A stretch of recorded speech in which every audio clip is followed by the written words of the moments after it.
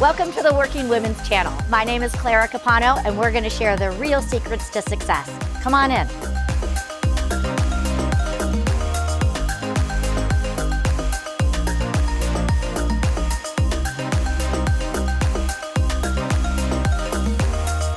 Welcome to today's episode of the Working Women Channel.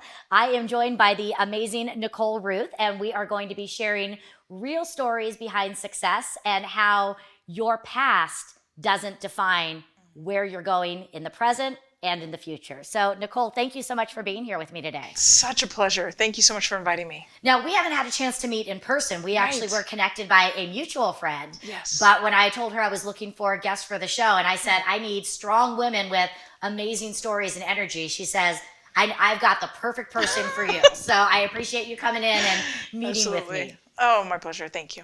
What I want to do is just start off. We're here to talk about success, and we're here to talk about the real side to success, because we know that sometimes getting there isn't always pretty. Right. And you are now a senior vice president in your corporation, and we'll talk a little bit more about that later. Okay. But the rise to that, takes time, takes momentum, takes energy. I would love to hear from you. Was there a time on your path where things weren't so pretty, where maybe there was a defining moment for you and you had to kind of dig deep to get to that level of success? It's so funny as you look back, you get into, I turned 52 this year, and I think about each decade and how much better each decade has been. As a woman, specifically, you kind of fall into who you are every year that you get a little bit older. And I think back and this idea of a defining moment, I've been really chewing on that and thinking, when was the point in time where things turned to where I am the woman I am today? And I feel like it's all of these series of events that said that doesn't define me. Right. And moving past it. And then something else would happen, and that does not define me. And being able to move past it, it's the resiliency, and I think the ability to learn from each moment that has created. It's been a series of events. I could sit here and tell you that growing up on food stamps defined and was a turning point. I could sit here and tell you that my first presentation in front of 300 people, where I absolutely failed beyond measure, was a defining moment. I could tell you that my first love and fall out of love and fail was one of my defining moments. And I can tell you when I took a leap and I spent a whole lot of money and I had employees steal from me when I thought I could prove something was a failure. Each one of those, I learned something new and something different. And each one of those, I built on the experience to continue to get to where I am today. Yeah. And I think that's such an important lesson for people to hear, because so many times we try to shy away from our mistakes or our failures. Right. And I think one of my very favorite sayings is that our past should be a place of reference, not residence, meaning that we shouldn't live there. And that's what I hear you saying is, yes, these things happen and you can choose, are they going to define me or are they just going to be a part of me, but I still have stuff to do and move forward? I think it's really interesting, especially as a woman who's risen to any kind of level of success. The question is typically, what got you here, or what was that event, or looking for that defining moment. You don't ask men that. You don't say, when did you have a failure? When did you get divorced? Or when did you fail to succeed in some event that got you to where you are? Yet women are supposed to have this turning point, right? I think it is it's accepting who you are in the space that you're in, whether you're a stay-at-home mom or whether you're an employee or whether you're a leader. You have to live and you have to walk in the path that you're enlightened to do. I mean, God gave me a path that I had to walk, and I could choose to go in a different direction. But if I say yes, then I got to be all in. Right? And then it's all those things no longer define me. If anything, they propel me, because no is not an option. And I want to share, we were having a conversation before we started filming, and you were talking about when your children were younger and how in school you were sort of the odd mom and you weren't always visible. Right. And I think the comment was that they wondered if your children even had a mom because they never saw you. But it let us talk about exactly what you're saying here, where it doesn't have to look a certain way. You have to define what works for you. Yeah. So tell me a little bit about how you made it work for you, how you and your husband came together and and made it work. Right. So it's so funny. My oldest son, he literally took 2 pictures of his mom and dad, but he specifically took it for me. And he goes, this is, my dad in his role. He was a volunteer firefighter at the time. And this is my mom. She's an adventure racer. I'm a sports junkie. And so, this is my mom. And the teacher's like, oh, let me see that. Oh, that's your mom. No, yeah, my mom exists, right? Because I didn't go to the school conferences. I didn't need to. They were perfect students. They were fantastic. My husband went to most of the sporting events. I went to some of them, but he went to all of them. My husband is a giver. He's a server. He's got a servant's heart. And I love that about him. And thank God we found each other, because I'm a runner and I'm busy building, right? And so to have somebody that could love on our kids the way they needed to be loved on at the time was his role. Mm-hmm. And we were okay with that as a married couple. There was judgment, of course there was, because I wasn't bringing brownies into the classroom and I wasn't doing the birthday parties the way other moms were. And I had to figure out if I was okay with that, because I was being talked about, right? Within the circles, like, who is this woman? Who does she think she is? Is she better than us? Whatever. I was like, I'm not better. I'm just working hard over here, doing the things that I'm passionate to do. It's how I've defined myself. Right. My kids, I have to admit, there were times that they went to dad instead of mom, and sometimes it would hurt my heart, right? And I'd be like, oh, you don't ever want to come with me? And when they would come sit on my lap, and I'd be at my desk, and they always knew where to find me because I was in my office, of course. And so they'd come sit on my lap, and I just wrap my arms around them and keep typing, right? It's kind of one of those things that they knew. And now that they're 23 and 21 and 20, they look to me for job advice, for helping them land their first job or their first internship, helping them make a decision that's going to impact them for decades. Right. They know that I'm that role model for them now. So as adults, I have this incredibly deep relationship with my children that I couldn't really have, and I had to come to terms with when they were younger. Right. So one of the things I love that you said is the idea that it's not about being better. Yeah. It's just about being you. Right. And I think that's a really strong message, because we all play this comparison game. Men, women, young, old, whatever it may be, we always look at others and we think we have to do it their way. And I think it's a really powerful message that you and your family came together and you said, what is right for us? We're not better than anyone else, but we need to find what's right for us. And I think that's really beautiful. Thank you. No, it's really, you can get caught up very quickly, right? Especially today, social media and everything else. It's to compare myself to somebody else. And it's funny, in my job, I've had a lot of success. And you get to that level to where you look around and go, okay, do I keep climbing? Do I level out here? Do I compare myself to the right or to the left? And people would ask me that. It's like, okay, who's your runner-up? Who are you racing against? And I think of myself more, I remember Michael Phelps even saying this at one point. He goes, I'm racing my best me. I'm not looking to the right or the left lane, right? He's just racing his best race all the time. And that's kind of where I'm at in my life. And it's like, I'm racing my best race. I'm all in. I am all in. And if it keeps getting to a level or it doesn't, well, then that's my decision. And it's a point of abundance. Right? It doesn't matter to me if this person next to me has more success than I do, because it's not limited. There's not like this, everybody caps out at this certain place and then there's no more success to be had. We can all have that version of our lives, which we know we've put in all that we had at the end of the day. Absolutely. And you do have to come from that mindset of abundance. And also that mindset of, again, serving. You'd mentioned your husband and how he's a giver and has that servant's heart. But I know, in your industry, being that you're in the real estate and lending field, it is about being your best to also help others achieve their dreams. And as we achieve our dreams, we're also helping others achieve their dreams. Talk a little bit about that and how you see your role helping others. I wake up every single day. I love my job. I love every part of my job. It's hard, and I wake up and I go to bed some nights at the end of the day going, I want to give up my job because it's so hard. But I wake up every morning. I love my job. I love the ability, as a lender, I get the ability every day to work with clients, helping them achieve the dream of home ownership. But it's not just that. I own 24 investments myself.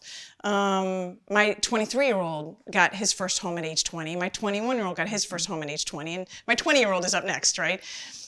I grew up on food stamps. I didn't have a house. We didn't even own a home. We were renting at the time.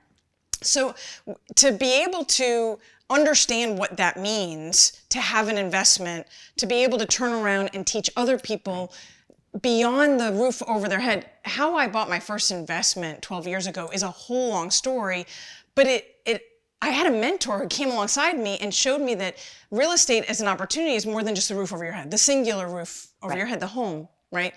And so when you can lean into somebody and help them realize, yes, it's the home that we live in, but it's beyond that as well. It's the equity that we can build, and it's the trajectory of your life that we can change. That is exciting.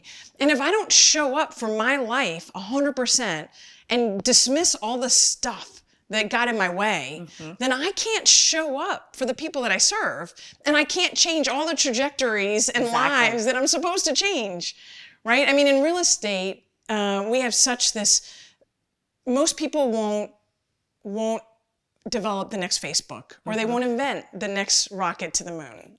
I won't, but I can buy a house. Right? But I can buy a house, and I can buy the next one and the next one, and I can help somebody behind me do the same thing. Right. It's such a cool opportunity, and I can't do that if I don't accept who I am, warts and pimples and scars and scratches and history behind. Yeah, it's so true. You know, we have to embrace all of those things so that we can step into our greatness. And when we show up authentically as who we really are, that's how we really can connect with others. So how were some ways that you made time for yourself when your kids were younger? And then what are some of the things you're doing now that they're older and you have a little bit more free time? I love that question. And I have no more free time, by the way. I mean, you fill up the time you got, right? You just work and you do something else. But so I have this, I manufacture hours. Everybody always says, well, we're all given the same number of hours. And I disagree. I say that, no, I get to manufacture more because I'm willing to sacrifice sleep. I'm willing to sacrifice other things. I don't binge on TV. I don't sleep 10 hours a night. I am blessed that I don't need it, right? There's that. There's the physical sense of that. But I've always slept about 5 hours a night.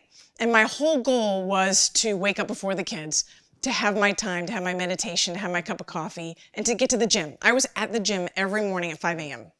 And that was just always my time. I felt like I was stealing that time before the rest of the house woke up. It was quiet and dark and peaceful. I do the same thing. It's wonderful. Oh, I love that time. And then the kids got older, and I didn't have to sneak around so much to get my private time, right? But I still just did it because it was now who I was. And honestly, if I was to be transparent, I was even like that in college. I never actually saw midnight. So I was always the first one up into the gym with the 8 o'clock classes. Everybody thought I was odd. But now I still do the same thing. So we have a quiet house. It's just my husband and I and our 2 dogs. But I still wake up at 3:30 every morning and manufacture hours.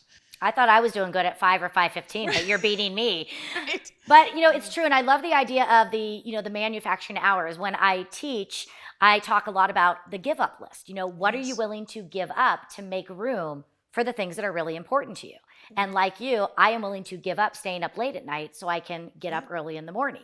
But you have to start looking at, in essence, how bad do you really want it? How important is the working out for you in what it brings you, not just physically, but also energetically, mentally? You know, what are the other gifts? And yes, being willing to give up TV so you can read a book or have quality time with your family or have quiet time. Right. So I think it's a really important thing that it's not about being better.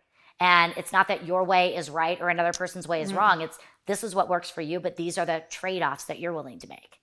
Absolutely. Absolutely. And some people, and I get that, some people love to veg out. They love to decompress. Right. They love to stay up late. I used to tell my kids all the time, nothing good happens after midnight.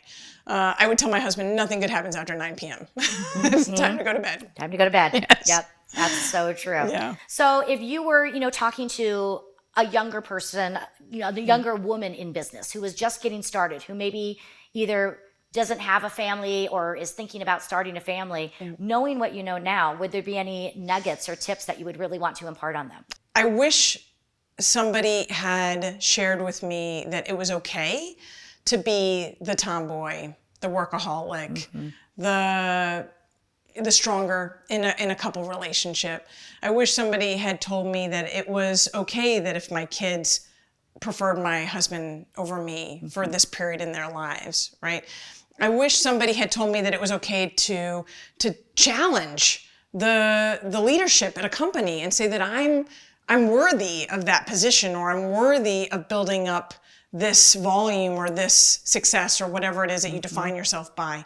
And I wish somebody had told me early on that there's no limit, that abundance is truly the key to success, not limitations on what you could succeed. In the beginning, I had a lot of envy. In the beginning, my mom, God bless her, I love my mom. She's the strongest woman I know.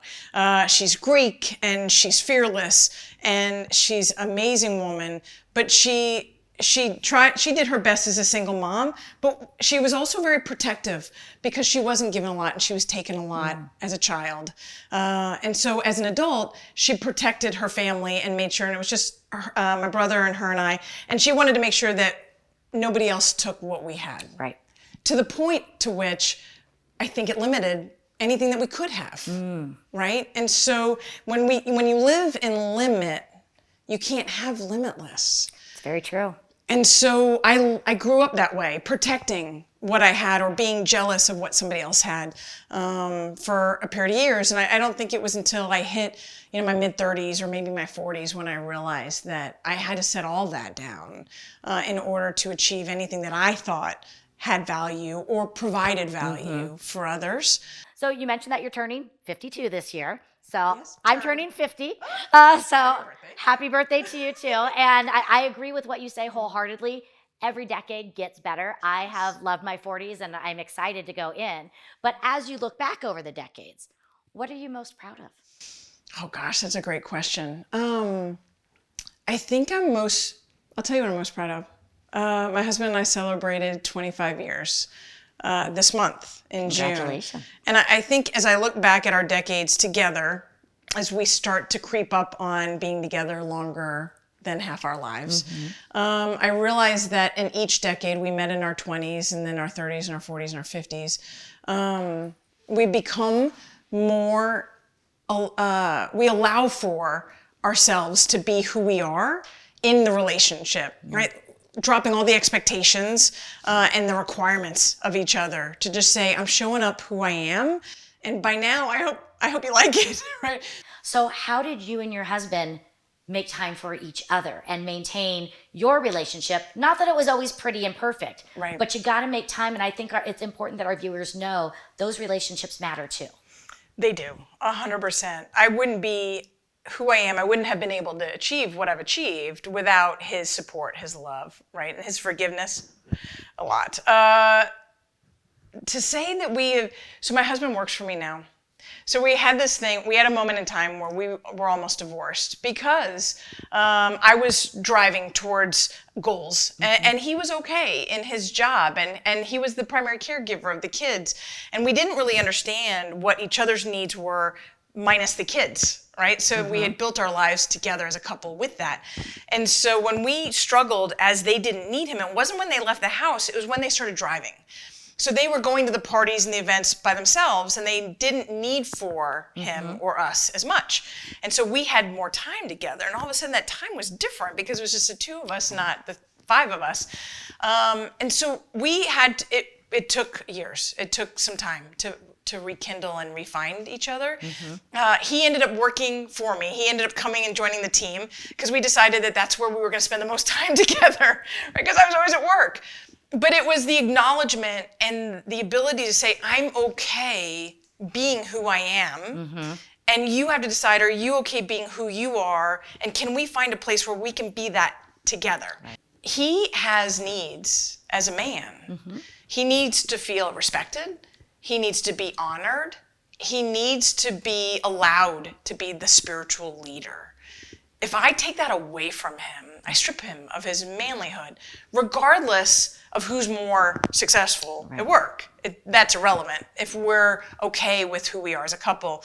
But if I strip him to the core and I take away those things that define him as a man who's caring for his wife and his children, then I have the probability that I'll lose him. Right. But if I honor that, and in the midst of everything else, we just accept each other as we are, but I lift him up there, then I think you can break through anything. Right. That's great. And I just think it is, those personal relationships, because before we have the jobs, before we have the kids in the house, we have each other. Yeah. And I think, again, just communicate what is it that you need and be present in those moments. So Absolutely. You can really be there. Absolutely. That's wonderful. So, Nicole, you have accomplished a lot, and I know that your story and your journey is not even near being over. So what is next for Nicole? Gosh, I love that because it's so funny. I have a team now, and we had about 5 years ago, we started putting together this team. It's about 6 years ago now, and we had this 20-year plan. And so I've had new people join the team, and they're like, so are we on a countdown? Is there only 14 years left? That's kind of the joke. And I'm like, no, it's another 20 years. And it's this ability to continue to serve. Last year, we had the blessing of helping 803 families get into homes or investments. This year, we've upped the game to 1,000. And we'll continue to do that. It also allowed me to change having 16 people on my team to 30 people on my team in this last year. So not only can I help my clients, I can help my team elevate their lives. Wonderful. Well, I can't wait to see it all come together. Yes. It'll be exciting. Yeah. So I know our viewers are going to want to follow you, and they're going to want to, some of them are going to want to connect with you, not just on the business end of securing home loans, but they might want to hear more about your story and look at you as a mentor. So what is the best way for our viewers to find you? I am all over the internet. TheRuethTeam.com is our website. So somebody can check us out there, and then there's where they can find my email or phone number. But whether it's the personal aspect, the relationship, I always love to pour into, I wish I had somebody to tell me that it's okay to be you, and it's okay for him to be him. And in that, you will find incredible strength, right? We had to figure that out ourselves. So yes, if anybody wants to find me for work or life, I would be happy to talk. Fantastic. Yes. And I think you just brought it to a really nice close where, the last message, I think, is, again, honor who you are, know who you are, know who the people around you are, and just really honor everybody. Yes. For that. So, well, thank you so much for joining me today. It was a pleasure having you. Yes, thank you. It was fun. So thank you, viewers, for being with us today. We covered a lot of things about knowing who we are and honoring our true selves. So I hope that you appreciated today's episode and took away some value. And remember, you can watch this episode and all past episodes of the Working Women channel, and you can catch all of your clarity on the website, www.claracapano.com.